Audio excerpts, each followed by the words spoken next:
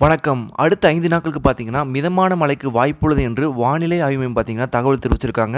So எந்தெந்த மாவட்டங்கள்ல பார்த்தீங்கன்னா, அடுத்த 5 நாட்களுக்கு வந்து மழை கொட்டி தீர்க்க போகுது அப்படின்னு எல்லா விதமான டீட்டெயிலுமே இந்த ஒரு வீடியோல பார்க்க போறோம். இது போன்ற வானிலை பத்தின முக்கியமான அறிவிப்பும், தமிழக அரசு அறிவிக்கிற முக்கியமான அறிவிப்புகளை அடுத்த செகண்டே துல்லியமா தெரிஞ்சுக்கணும்னு வச்சீங்கன்னா, கீழ இருக்க சப்ஸ்கிரைப் பண்ண கிளிக் பண்ணி சப்ஸ்கிரைப் பண்ணி வச்சுக்கோங்க. வாங்க ஃப்ரெண்ட்ஸ் வீடியோக்குள்ள போயிடலாம். வட தமிழ்நாட்டின் மேல் நிலவும் வளிமண்டல கிழக்கு சுழற்சி காரணமாக அடுத்த 5 நாட்களுக்கு மிதமான மழைக்கு வாய்ப்புள்ளதாக வானிலை ஆய்வு மையம் தெரிவித்துள்ளது. தெற்கு ஆந்திரா மற்றும் அதனை ஒட்டியுள்ள பகுதியின் மேல் நிலவும் காற்றழுத்த தாழ்வு மண்டலம் என்பது இன்று காலை வளிமண்டல மேலடுக்கு சுழற்சியாக வலுவிழந்ததை அடுத்து தமிழ்நாட்டுக்கு மழைக்கான வாய்ப்பு குறைந்துள்ளதாக சென்னை வானிலை ஆய்வு மையம் தெரிவித்துள்ளது. குறிப்பாக இன்று காலை வங்கக்கடலில் நிலவிய காற்றழுத்த தாழ்வு பகுதி என்பது வலுவிழந்து வட தமிழகத்தின் மேல் நிலவும் வளிமண்டல கீழடுக்கு சுழற்சி தற்போது நிலவி வருகிறது. இதன் காரணமாக அடுத்து வரக்கூடிய 5 தினங்களுக்கு தமிழகத்தில் பரவலாக லேசான முதல் மிதமான மழை பெய்யக்கூடும் எனவும் புதுச்சேரி, காரைக்கால் பகுதிகளில் இதே நிலை தொடரும் என்றும் சென்னை வானிலை ஆய்வு மையம் தெரிவித்துள்ளது. குறிப்பாக இன்றைய தினம் முன்னறிவிப்பின்படி வட தமிழ்நாடு, புதுச்சேரி, காரைக்கால் பகுதிகளில் ஒரு சில இடங்களிலும், தென் தமிழகத்தில் ஓரிரு இடங்களில் லேசான முதல் மிதமான இடியுடன் கூடிய மழை பெய்யக்கூடும் எனவும் சென்னை வானிலை மையம் தெரிவித்துள்ளது.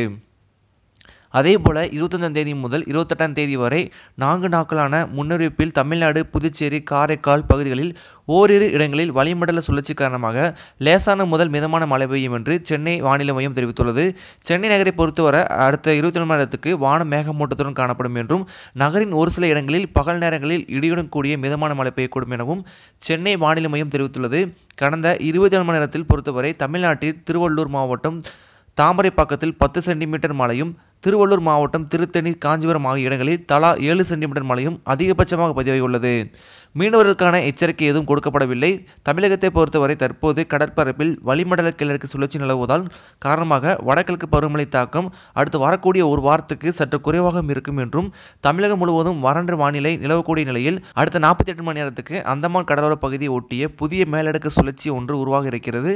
இந்த வளிமண்டல சுழற்சி என்பது அடுத்து வரக்கூடிய நாட்களில் தொடர்ந்து கடலில் அதற்கான சாதகமாக சூழலில் நிலவும் பட்சத்தில் இது குறித்த காற்றழுத்த தாழ்வு பகுதி உருவாக்கி மீண்டும் தமிழகத்துக்கு மழை தருவதற்கான வாய்ப்பு இருப்பதாகவும், இதனைத் தொடர்ந்து இந்திய வானிலை மையம் கண்காணித்து வருவதாகவும் தெரிவிக்கப்பட்டுள்ளது.